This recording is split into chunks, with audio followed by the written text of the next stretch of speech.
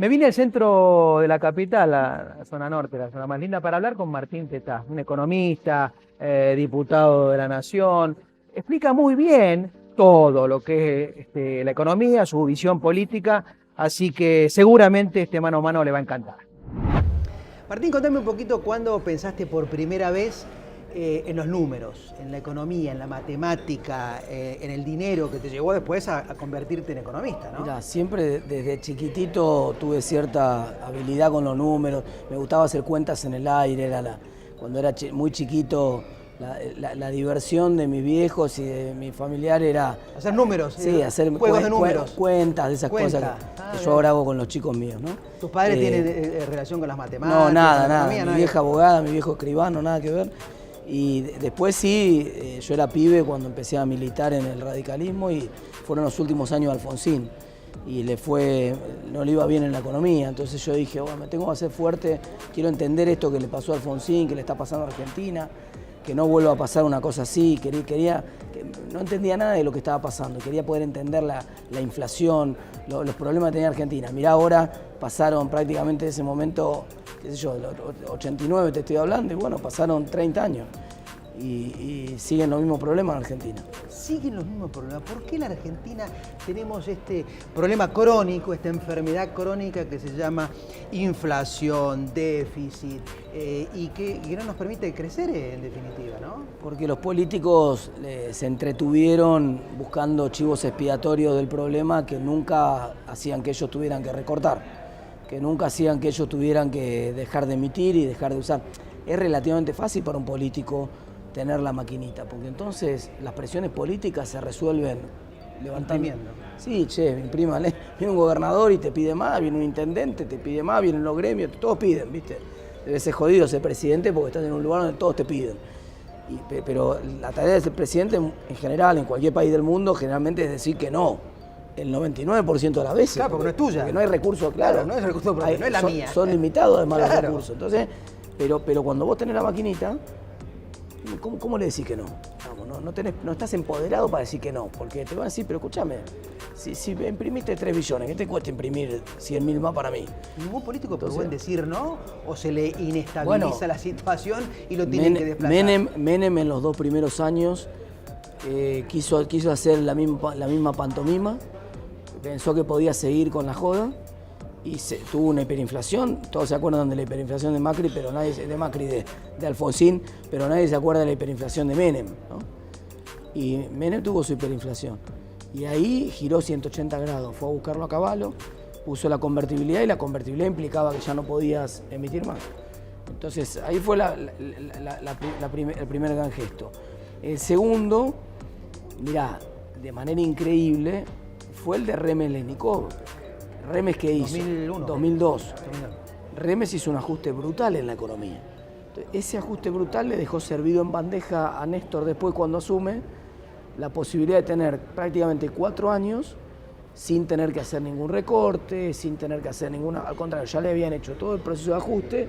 Entonces él, pero Néstor, a pesar de todo, mantenía la disciplina fiscal. Es decir, cuidaba mucho, se levantaba todos los días, preguntaba cuánto recaudamos, miraba cuánto estaban gastando. Digamos. De hecho, tuvo superávit. Sí, tenía obsesión por estar ordenado. Entonces, esa obsesión por estar ordenado fiscalmente le hizo muy bien a la Argentina 2003, 2004, 2005. Se empezó a perder en 2006 y 2007, hasta que llegó Cristina y dijo, a mí todo esto no me importa, lo único que me importa es la política, gastemos lo que tengamos que gastar. Entonces, en concreto, ¿la economía de un país es viable si vos tenés prudencia fiscal, no imprimís, usás los recursos de los impuestos de la gente, en definitiva, de manera responsable? ¿Y quiénes son, digamos, los gobiernos que hacen eso? Repasemos un poquito. Vos mencionaste a Alfonsín, vos sos un radical, sos alfonsinista. Más atrás te llevo, otro radical fue Ilía. No terminó su mandato, económicamente tampoco estaba bien la situación. Generalmente no le fue tan mal, Elías. Lo que después se vio cuando se revisaron los datos de la historia es que hubo una construcción mediática y sobre todo los grupos muy concentrados cercanos a los militares, Sí. que querían derrocar el IA porque enfrentó intereses de los laboratorios. Particularmente del sector sí, farmacéutico. pero realmente... Económicamente no era mala no, la al gestión contrario. del Después IA. lo que se vio es que la economía con el IA había crecido a tasas superiores a las que venía creciendo antes. Es un buen Había dato mantenido lo que los niveles de inflación, no los había bajado, pero los había mantenido. No. Pasemos de Ilía a Alfonsín. Sí, económicamente, digamos, no fue buena la gestión de Alfonsín. Pero porque también es terminó con cierto, eso hiperinflación. es cierto, eso es verdad, indudable. Pero mucha gente no se acuerda o no sabe que Alfonsín asumió con 650% de inflación. O sea, en el último trimestre del 1983, en ese trimestre El proceso había, militar le dejó la hiperinflación. le dejó una inflación que hoy para todos los cánones nuestros sería una hiper. Está bueno. 650%. Según la línea para entender y para que entienda la El gente mundo, que nos está viendo. el mundo quebrado, las tasas de interés del 18%, México había colapsado y había defaulteado en el 82, toda América Latina en default y sin financiamiento, los precios de los alimentos, de los productos que vendíamos nosotros al mundo, en los precios más bajos de la historia, equivalente a una soja de hoy de $100. Digamos, imagínate cómo estaría este gobierno con una soja de 100.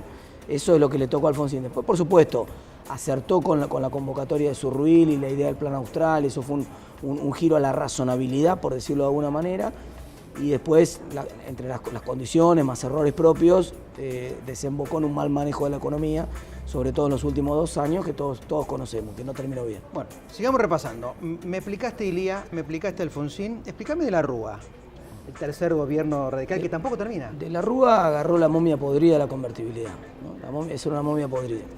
Desde que en el Pero 99... me acabas de decir que la convertibilidad era buena. Sí, para bajar la inflación. Para bajar la inflación, altamente efectivo.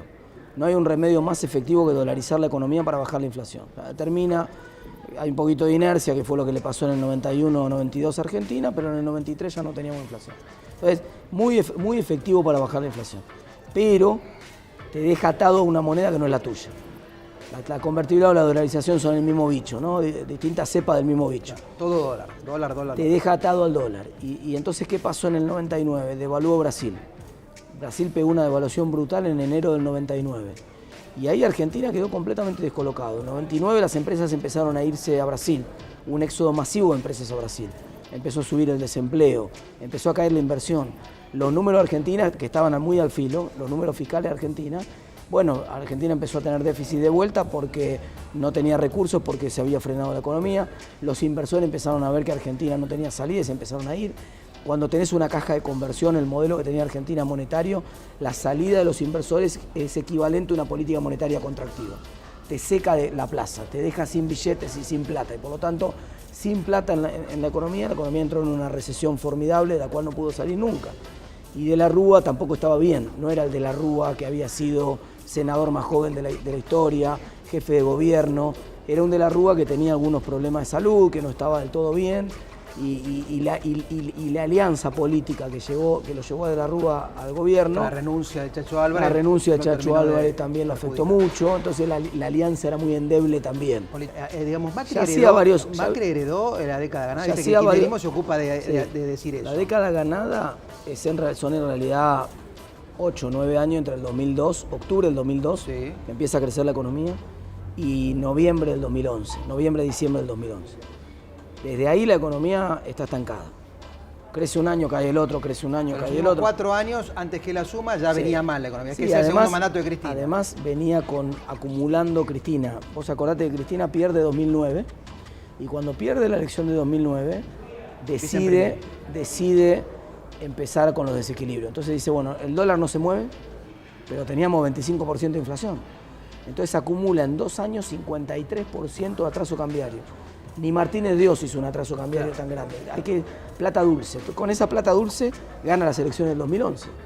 Pero después que ganó el 2011 y todo el mundo dijo, bueno, ahora sí va a corregir el dólar, va a devaluar, pone el cepo en 2011.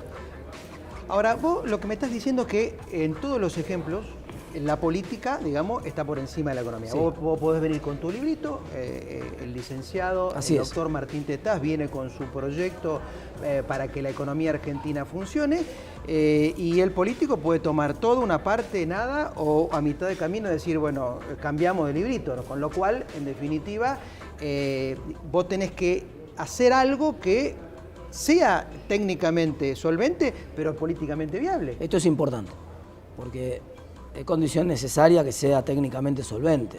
Porque si vos tenés un gobierno políticamente... Bueno, Cristina 2011. Cristina 2011 no hay mejor ejemplo de un gobierno con todo el poder. Vamos, había ganado por un 54% de los votos. Tenía todo el poder. El famoso ahora vamos por todo, ¿no? Cristina en el 2011 pudo tener la Argentina que ella quiso tener. ¿Y qué eligió? Eligió el cepo, eligió mantener el atraso tarifario. Mirá si Cristina ahí en el 2011 hubiera dicho, ya está, ya gané. Le saqué 40 puntos al segundo. Voy a hacer las correcciones que tengo que hacer ahora. Había asumido con superávit, externo e interno. Había asumido con reservas. Había asumido con un dólar competitivo. Se gastó todo eso para poder ganar en el 2011. Bueno, ya está. Había ganado, tenía todo el poder. Mirá si hubiera tenido una visión un poco más de largo plazo, Cristina hubiera dicho, no, vamos a hacer las correcciones ahora.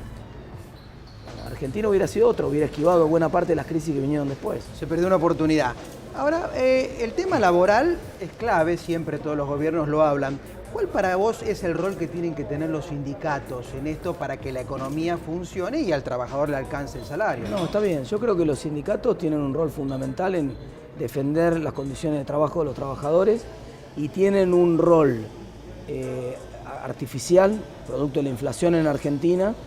¿A qué te referís cuando decís artificial? Que ningún país del mundo tiene inflación. Entonces los gremios en condiciones normales defienden las condiciones laborales. Vos cuando pactás un contrato laboral con un empresario o con una pyme, con quien sea, cuando empezás a trabajar, te ponés de acuerdo en unas condiciones. Después lo que querés es que el gremio defienda esas condiciones. Claro. Pero vos acá lo que te termina pasando es que artificialmente alguien afecta esas condiciones y no es el empleador. Es la inflación. Sí, es la inflación. Entonces la Por inflación... tu pelea es por corregir esos puntos de inflación y nada más. Vos terminás dejás de lado el resto. Vos terminás peleándote con el empleador por algo que el empleador no causó, claro, que también lo afecta al empleador y que entonces eso genera un poder artificial en el sindicalismo argentino particularmente. Imagínate, yo como trabajador me va la vida en que mi gremio me defienda en la paritaria. Porque si vos tenés una inflación de 2% y el gremio negoció mal, el gremio negoció 1,8, bueno, no pasa nada. Perdiste 0,2, digamos, nadie se muere. Ahora, si yo tengo 50, claro, yo tengo 50 de inflación y el gremio negocia 40, como está pasando en Argentina ahora, me mató. Sí. Entonces a mí me va la vida en tener un gremio fuerte.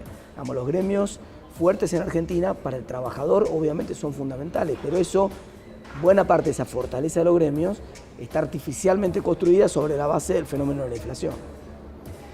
Hablando de los gremios fuertes, ¿qué pensás de la fortaleza de un gremio, de pararse enfrente de una empresa y, bueno, intimarla, notificarla, explicarle de sus obligaciones laborales y que hasta tanto no la cumpla, no se mueva? Otra vez, me parece razonable. Digamos, vos sabés que una de las cosas que mucha gente no sabe es que la Constitución de 1949, la de Sampay, la del peronismo, no tenía derecho a huelga. O sea, el peronismo consideraba que el trabajador no tenía que tener derecho a huelga. Yo creo que eso está mal. Yo creo que el trabajador tiene que tener derecho a hacer valer sus condiciones de trabajo. Y por lo tanto me parece bien que los trabajadores tengan su gremio y que el gremio haga valer las condiciones de trabajo. Por supuesto, eso es una cosa, y otra cosa es una mafia. Otra cosa es que afiliación obligatoria. Yo creo que los trabajadores tienen que tener libertad. Libertad de afiliarse, número 1. Libertad de obra social, número 2. Libertad de hacer aporte al gremio, número 3. Yo tengo que tener libertad.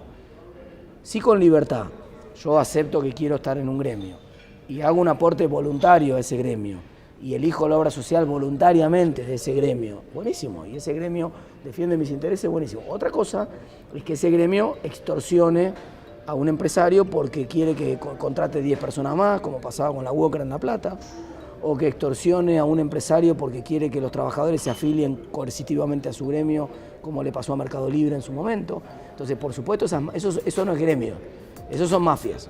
Y las mafias en Argentina hay que terminarlas. ¿Qué cambió en la economía a partir de la pandemia? Es decir, viste que comparábamos otros países, cómo le iba con la cantidad de fallecidos, si encerraba más o menos, si la inflación era tanta como en nuestro país. A vos como economista, ¿qué experiencia te dejó esta pandemia? ¿De qué, digamos, criterios tenés que tener como economista en donde, digamos, hoy es un fenómeno mundial. Es decir, no podemos considerar exclusivamente la economía argentina independientemente de la del mundo, ¿no? Eso no es novedad, la parte de la globalización no es novedad. El impacto global no es novedad. Algunas lecciones que aprendimos, la primera es que los cisnes negros ocurren, aparecen cada tanto. Y que, por lo tanto, las economías tienen que tener un esquema previsto para la aparición de un cisne negro. Digamos. El mundo en general era demasiado optimista respecto a que esto no iba a pasar. Dentro de todo, la reacción desde el punto de vista de los bancos centrales del mundo fue una reacción muy rápida, mucho más rápida que en la depresión de los años 30, es decir, permitió una recuperación en B corta muy rápidamente en todo el mundo. Entonces, me parece que la reacción fue realmente muy rápida. Pero así todo tenemos que aprender que en una de esas tenemos que tener un fondo anticíclico previendo que esto puede ocurrir. A nosotros nos tomó sin crédito, sin moneda la pandemia. Entonces nosotros en el menú de posibilidades, ¿viste? Sin presupuesto, es como cuando vos te sentás en un restaurante caro, sin presupuesto, la mitad de la carta no es para vos.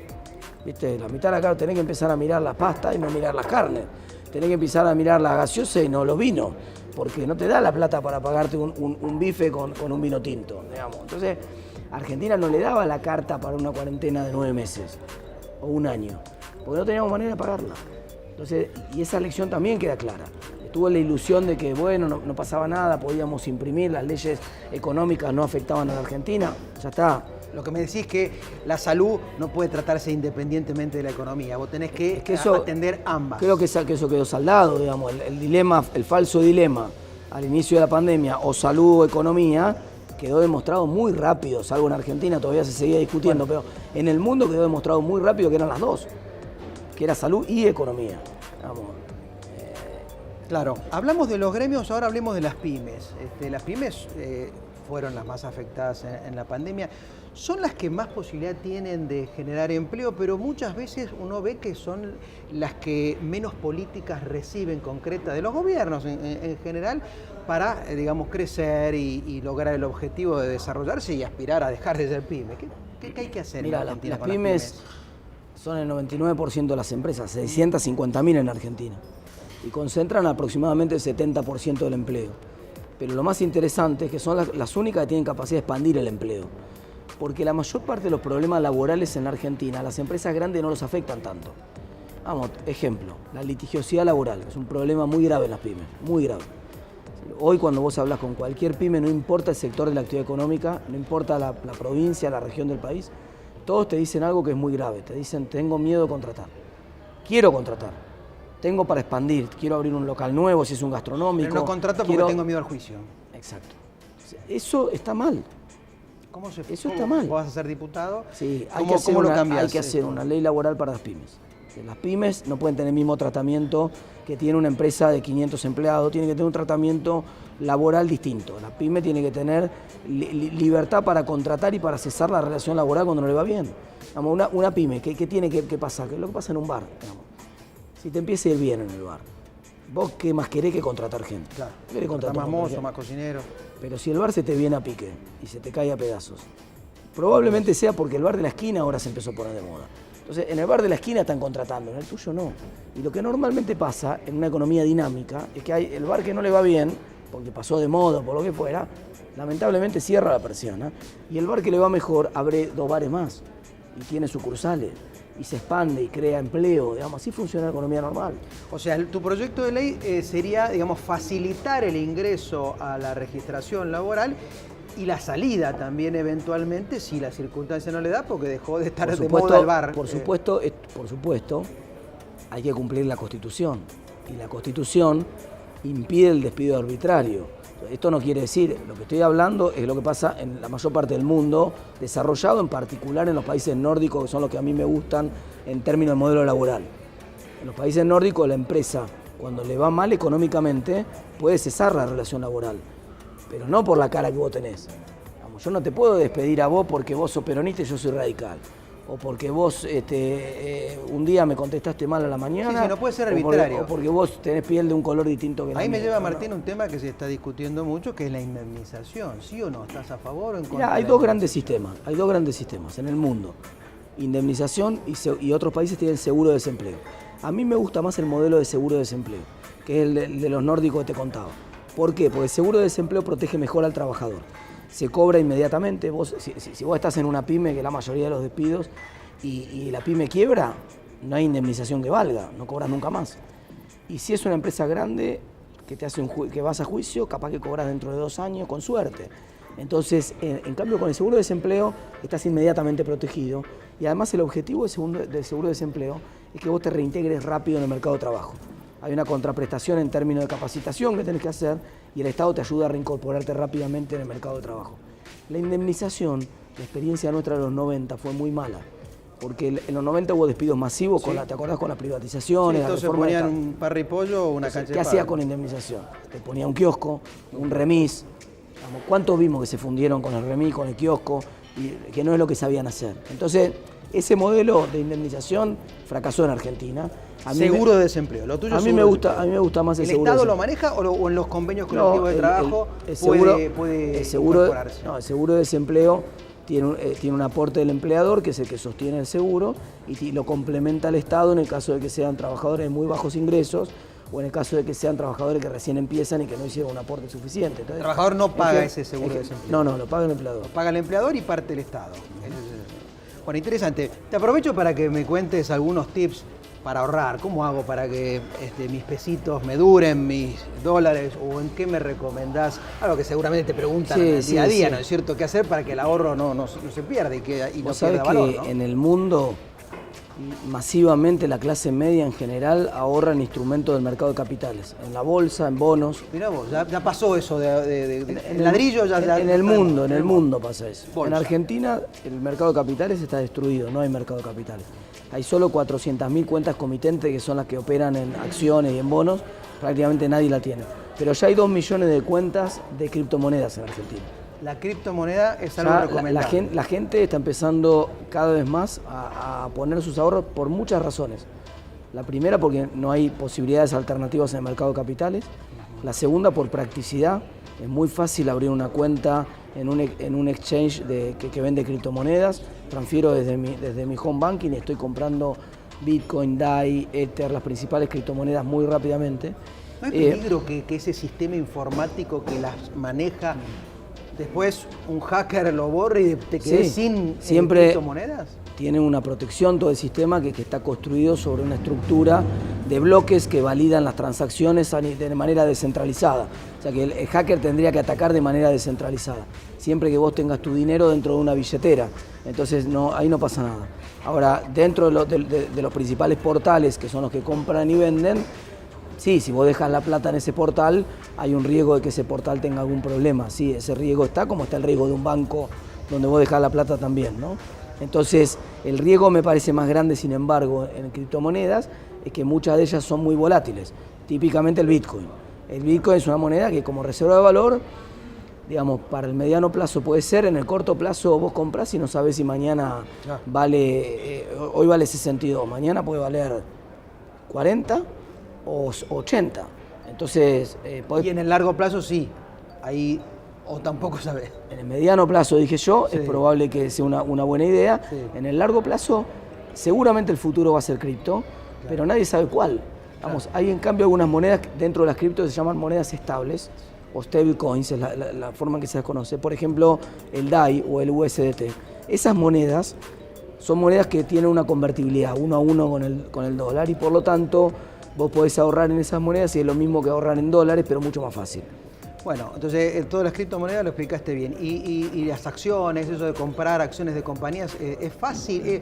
Una vez se le parece decir, un plazo fijo es más fácil, que voy a comprar acciones de empresas. Hoy es mucho más fácil. Porque, ¿y es beneficioso? Bueno, ¿le recomendás a alguien, a un ahorrista? Mira, te pongo un ejemplo. Argentina hoy está en el punto más bajo histórico de los últimos 30 años del valor de sus acciones. O sea, la bolsa argentina, las empresas argentinas hoy no valen nada.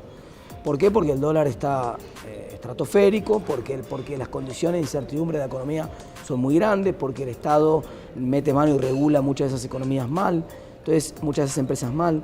Entonces hoy hay una oportunidad grande si hay un cambio de gobierno. Entonces en un cambio de gobierno, si uno tiene la expectativa de cambio de gobierno, las inversiones bursátiles son una opción muy interesante.